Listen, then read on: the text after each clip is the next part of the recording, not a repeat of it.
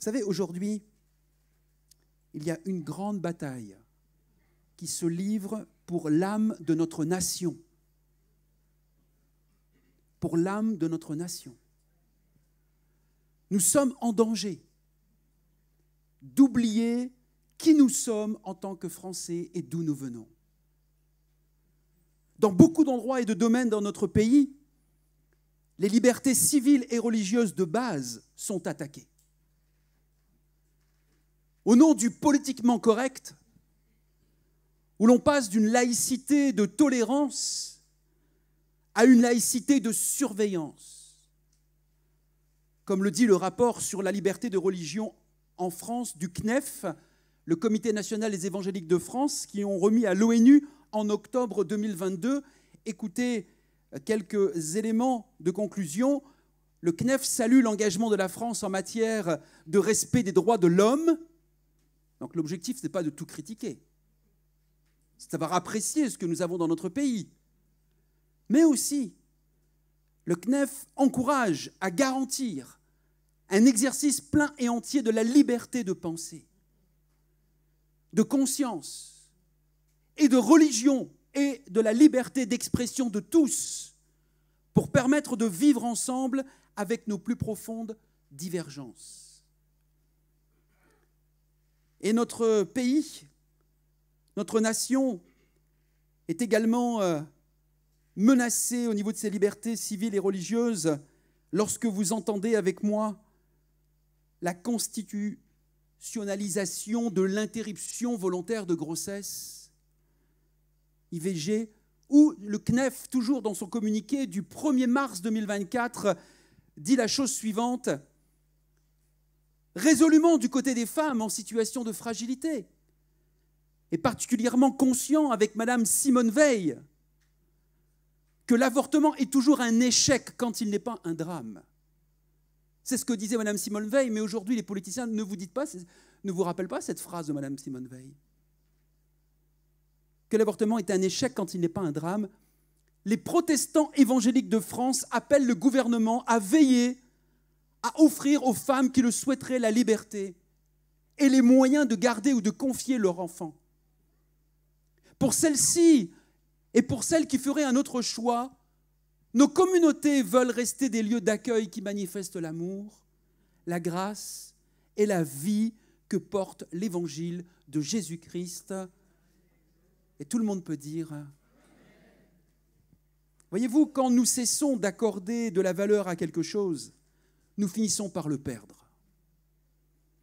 Et c'est un des principes de vie.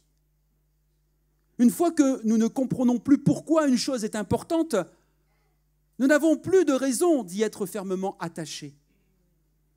Et cela est non seulement vrai pour une nation, mais c'est aussi vrai pour le peuple de Dieu. Il y a certains concepts bibliques auxquels bon nombre de chrétiens n'accordent plus une grande valeur aujourd'hui. Soit par ignorance, parce qu'ils n'ont pas été enseignés correctement, soit à cause parfois de la distance culturelle, parce que cela provient d'une culture étrangère à la nôtre.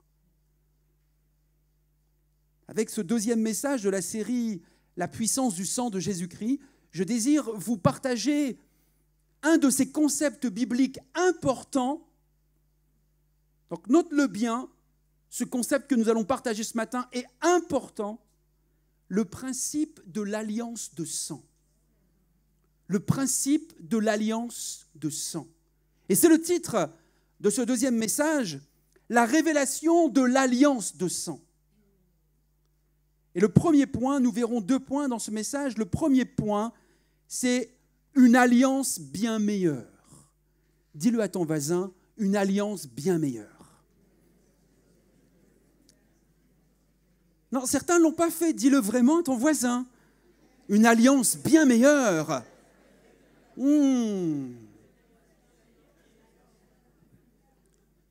Les saveurs de Pâques, ça va être bon dans 15 jours. Mais ce matin, il y a une alliance bien meilleure pour chacun d'entre nous. En tant qu'enfants de Dieu, nous sommes par nature un peuple de l'alliance. Une alliance peut être souvent comparée à un contrat, Mais l'alliance biblique va plus loin que cela. Généralement, un contrat, c'est un accord de volonté limité aux obligations légales entre deux personnes ou plusieurs personnes. Une alliance, elle touche aux obligations morales et spirituelles. La Bible nous dit comment Dieu a uni son peuple par le moyen de deux alliances.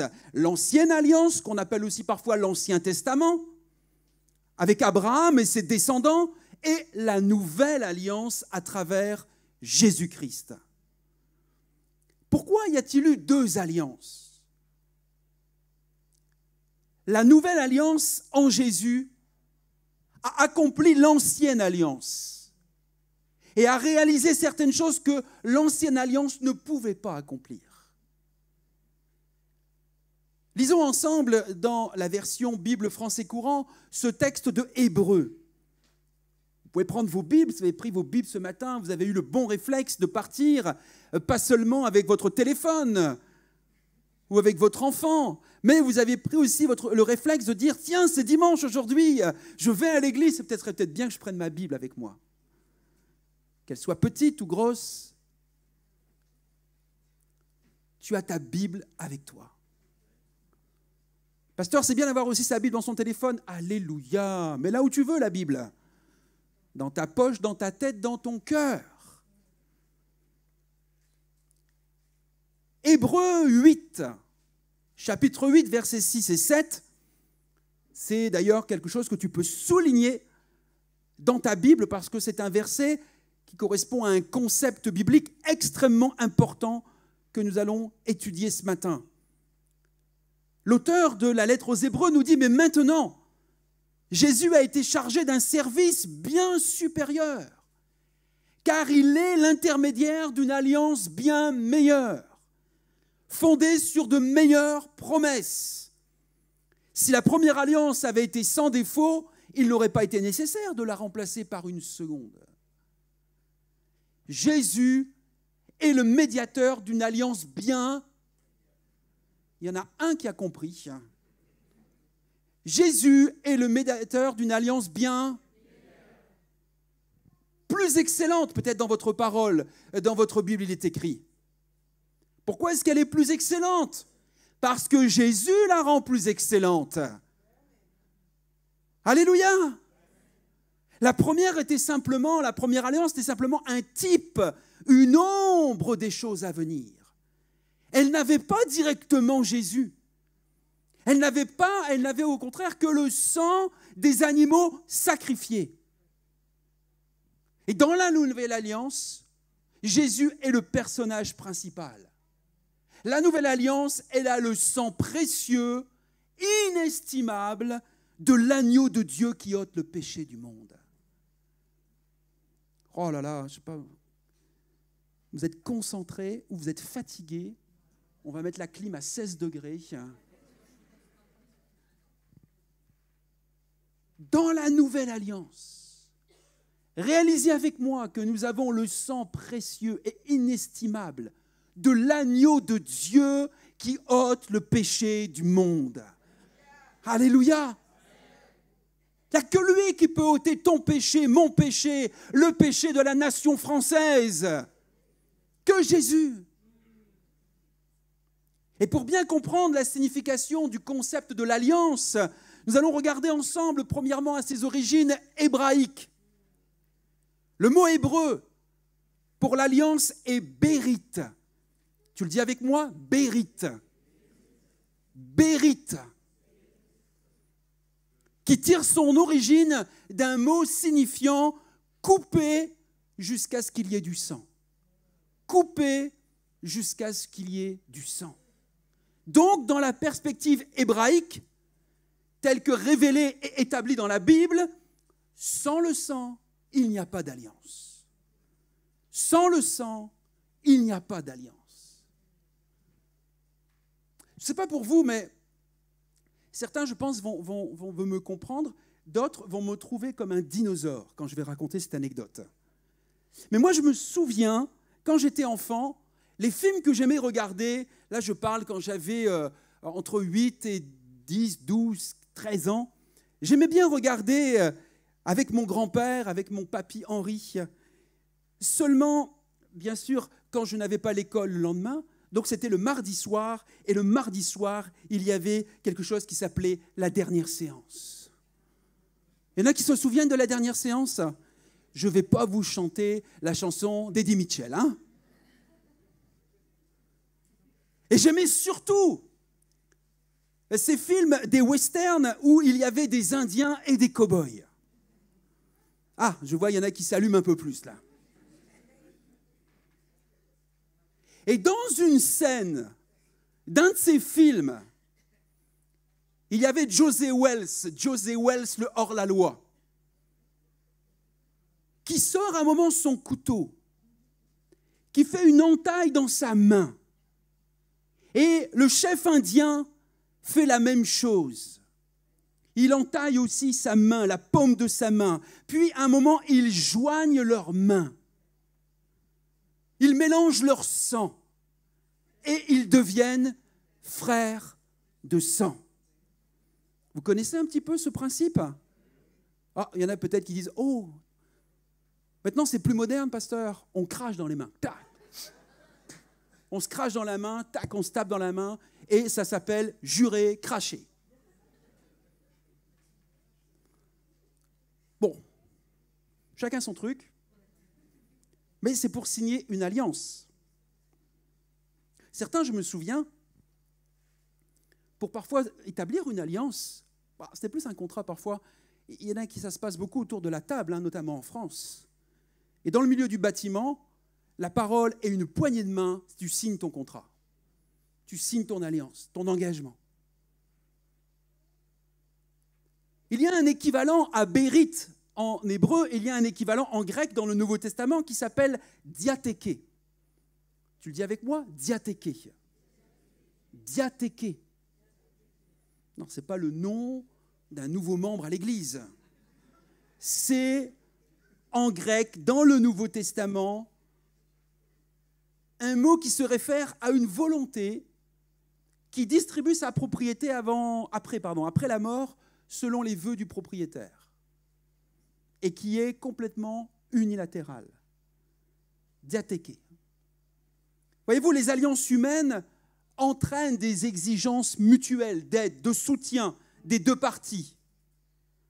Mais comme Dieu est souverain et omnipotent, c'est-à-dire qu'il est tout-puissant, il peut tout, il n'a besoin de rien de notre part. Et il n'y a rien que nous puissions réellement lui apporter. Dieu pourvoit tout dans l'alliance qu'il passe avec nous. Tout ce qu'il demande de notre part, c'est obéissance et fidélité. Quand nous entrons dans une alliance avec Dieu, nous devenons ses partenaires, pas des partenaires égaux, mais des partenaires par sa grâce. La seule alliance que Dieu reconnaisse est une alliance de sang. La seule alliance que Dieu reconnaisse est une alliance de sang. C'est important aujourd'hui de bien comprendre ce concept d'alliance, de réaliser réellement la profondeur de l'engagement qu'implique une alliance. Dans notre société moderne, les gens ont tendance à fuir les engagements. Parce qu'ils ne veulent pas perdre leur liberté, disent-ils. Par exemple, avoir peur de porter un projet ou d'accepter une nouvelle mission parce qu'ils sont convaincus de ne pas être à la hauteur. Pour certains, cela est vrai dans un projet relationnel ou sentimental. La peur de se tromper, la peur d'être déçu, d'être rejeté. Et quand on regarde les statistiques en France du nombre de mariages depuis 1970, ils sont de moins en moins nombreux et de plus en plus tardifs. Et quand on regarde le taux de divorce, en France aujourd'hui, il est de 45%. Presque un Français sur deux mariés divorce. Et la première cause de divorce, à 33%, c'est l'infidélité, l'adultère, l'infidélité. Peut-être au nom d'une certaine liberté. Je fais ce que je veux de ma vie, de mon corps. Pour d'autres, peut-être c'est la peur de l'engagement. C'est-à-dire peut-être parfois certains, le renoncement à un projet professionnel à cause de la crainte de ne pas être à la hauteur due aux échecs passés ou d'accepter de prendre des responsabilités. Nous rencontrons même ce problème dans la vocation pastorale aujourd'hui.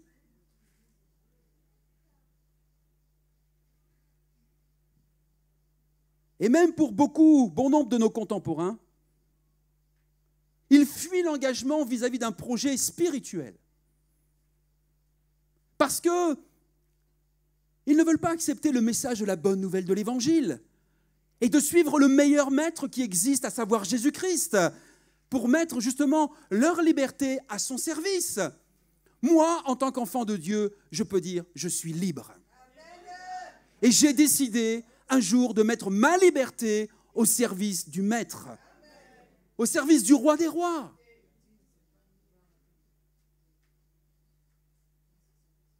Au lieu de vivre une liberté illusoire, en agissant selon ma propre volonté, dans ma nature humaine orgueilleuse, je veux vivre ma vie comme bon me semble, comme je l'entends. Et voyez les résultats. Voyez les résultats. Regardez autour de vous, écoutez autour de vous. Que ce soit des cadres d'entreprise, que ce soit des hommes ou des femmes, des pauvres ou des riches, la plupart des êtres humains sont en quête de sens de leur vie, en quête de bonheur, en quête d'équilibre, en quête d'épanouissement. Le bien-être n'a jamais été autant évoqué aujourd'hui. Pourquoi ? Parce que les gens vivent un mal-être. Donc certains ont bien compris que là, il y a du business à faire.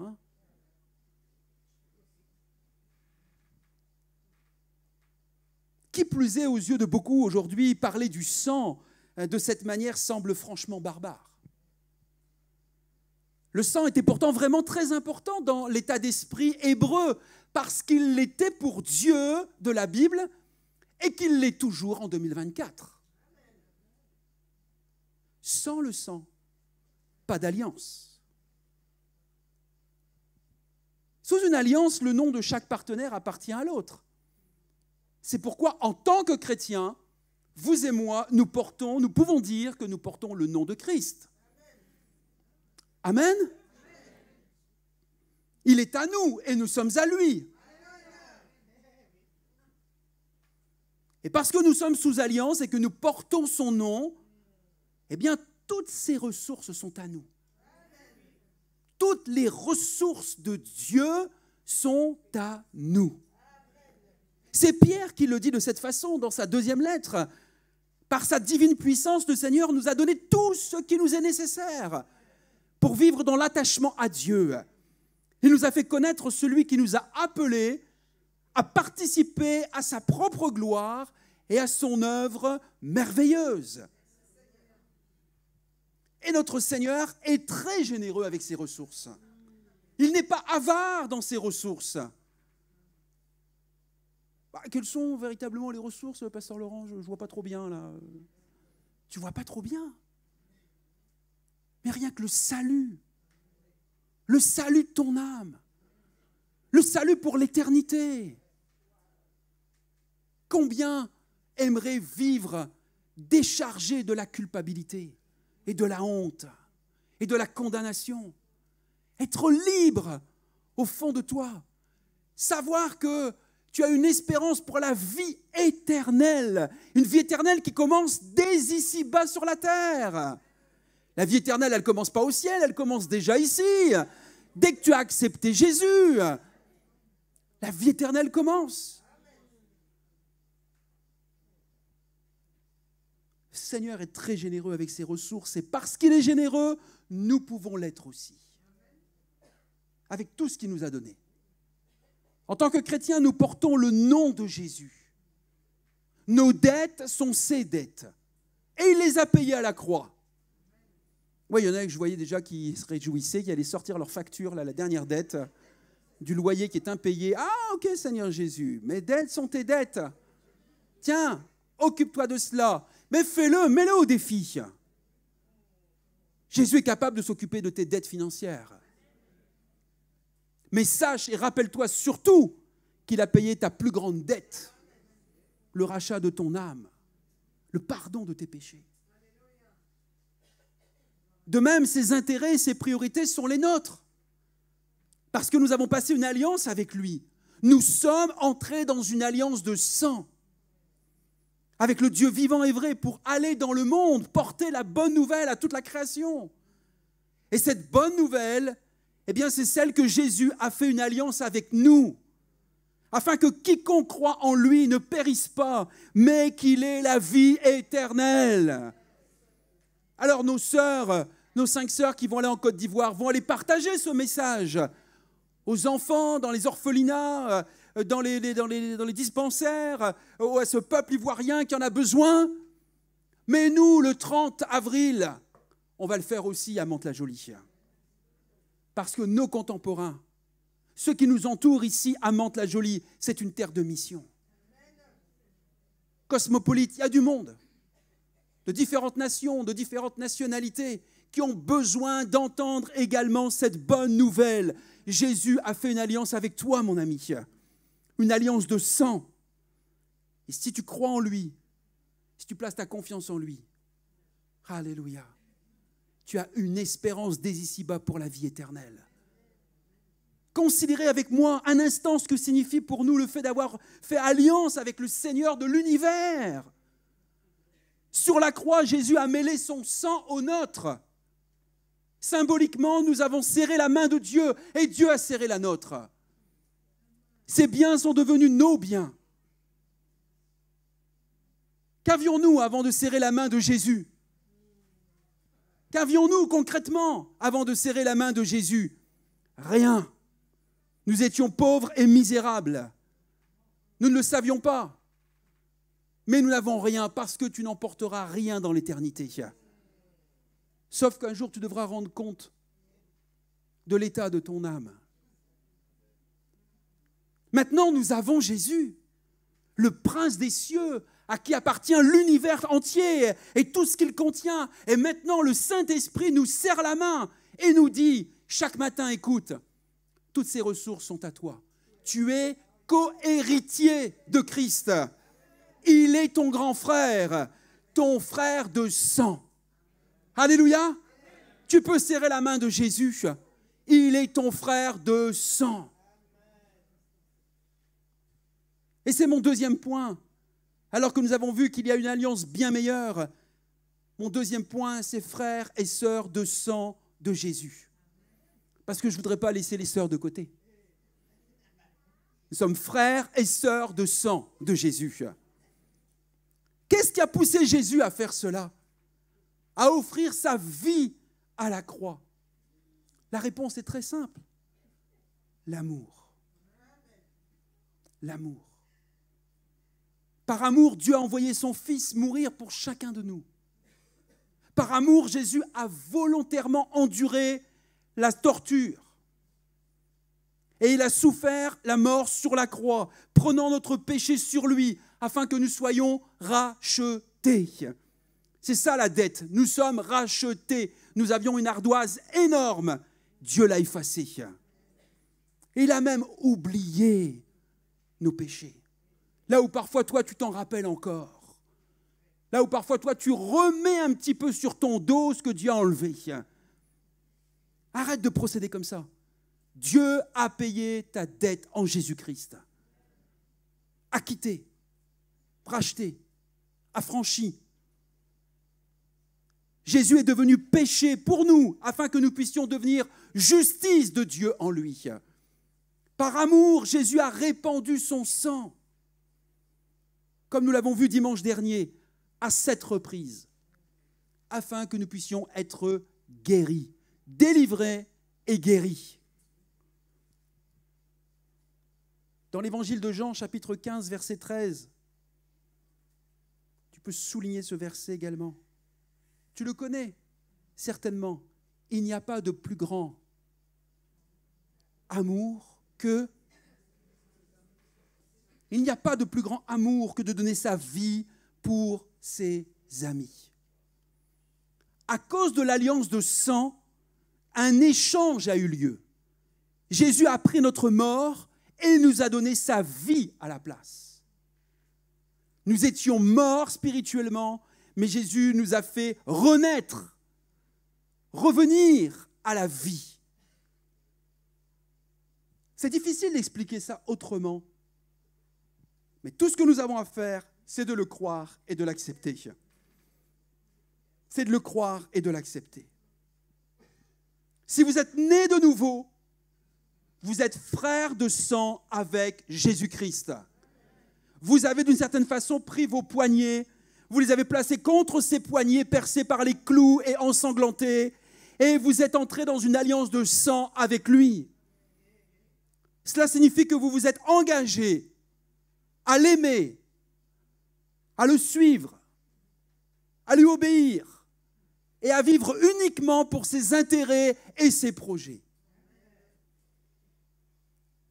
Il vous a déjà démontré qu'il vous aime, qu'il vous a à cœur, qu'il a à cœur vos meilleurs intérêts. En mourant à la croix pour vous et en vous donnant accès par son esprit à toutes les ressources qui sont les siennes. Il existe maintenant une autre dimension dans cette alliance de sang. Et je vais terminer avec ça. Écoutez bien ce final du message. Il y a une autre dimension dans cette alliance de sang. Si vous êtes frères et sœurs de sang avec Jésus, cela veut dire également que vous êtes frères de sang avec chaque personne qui se déclare du nom de Christ.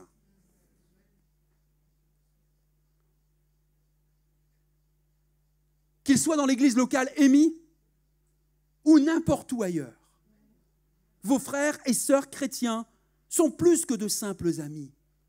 Ils sont vos frères et sœurs de sang. Et vous êtes les leurs. C'est une relation très, très particulière, mais biblique.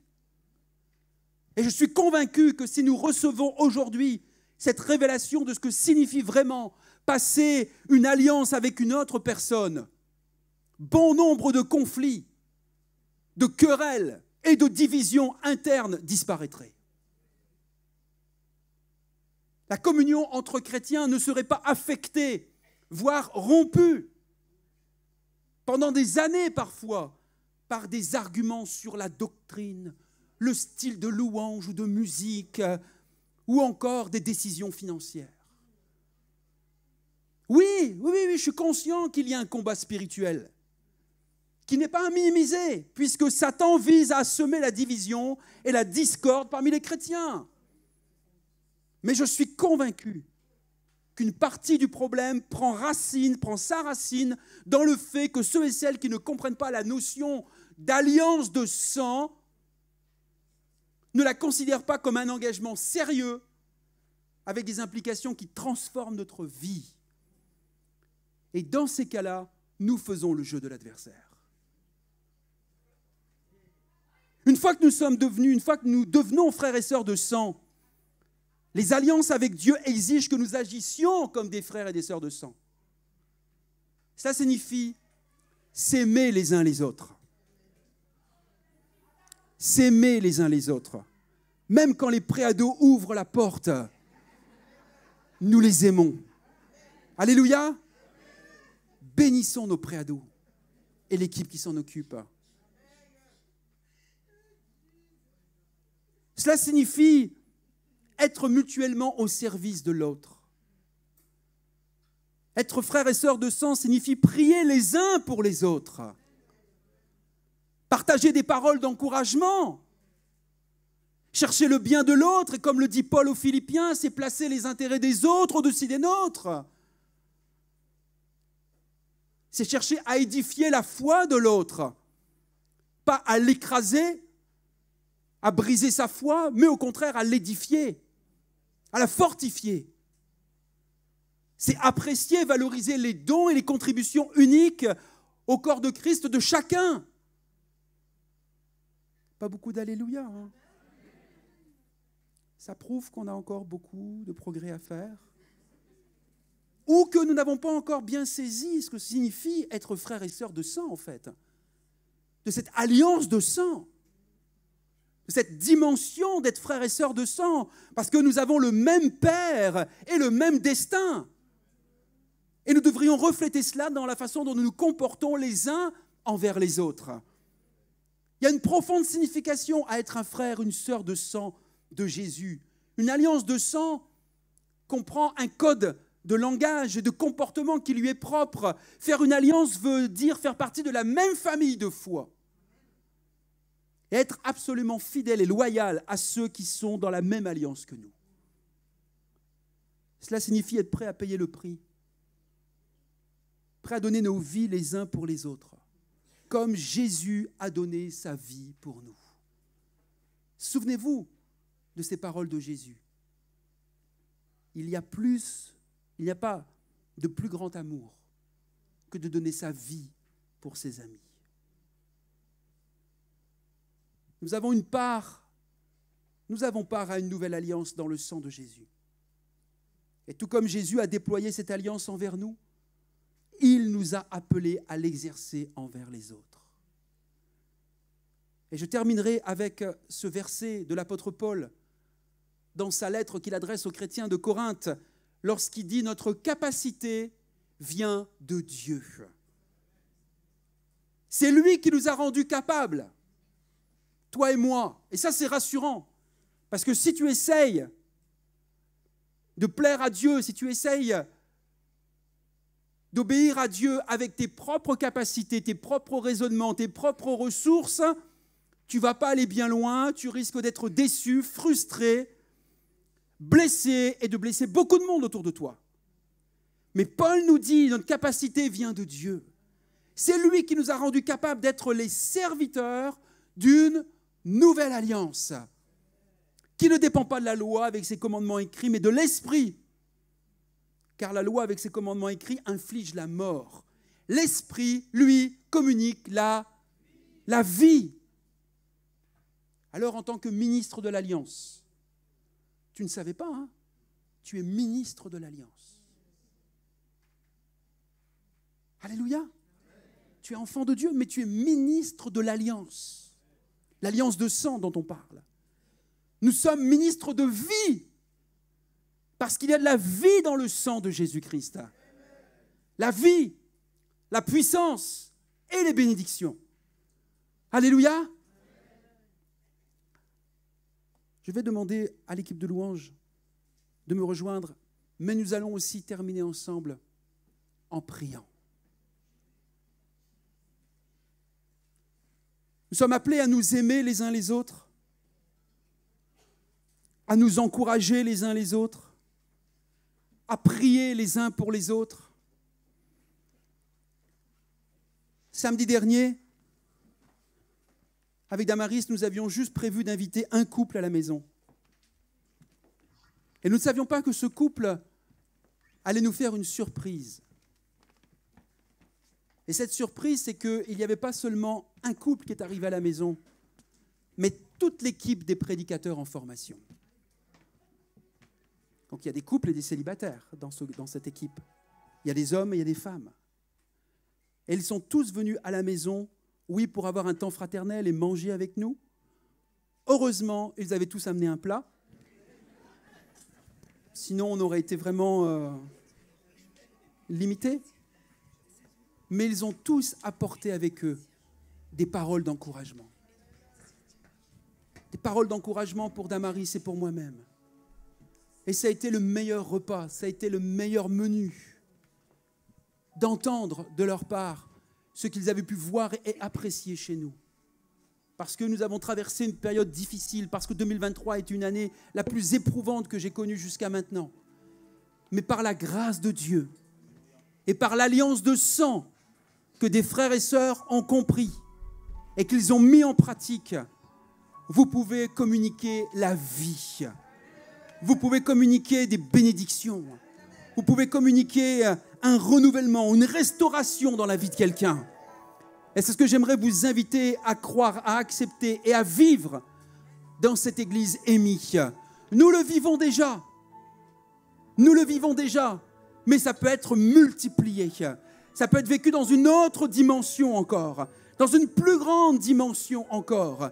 Alléluia. Levons-nous là où nous sommes, à notre place. Et invoquez son nom. Remerciez-le peut-être pour cette révélation de l'alliance de sang que vous avez entendue ce matin. Invoquez-le en demandant peut-être, Seigneur, je réalise que je suis frère et sœur de sang de Jésus-Christ.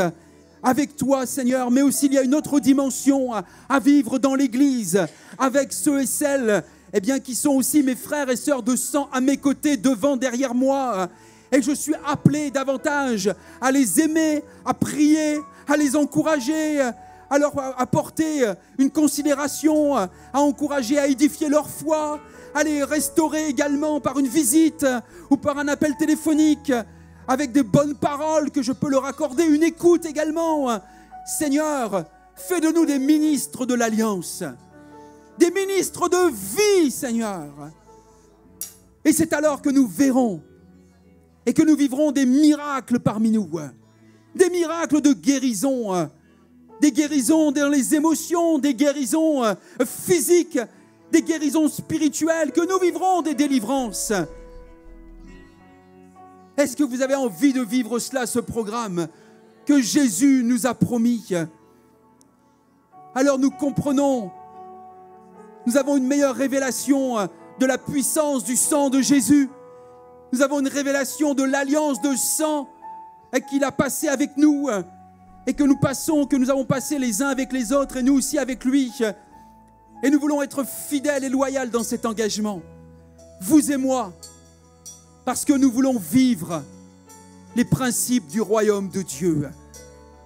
Il y a une puissance dans le nom de Jésus. Il y a une puissance dans le sang de Jésus. Chantons-le ensemble pour terminer ce culte.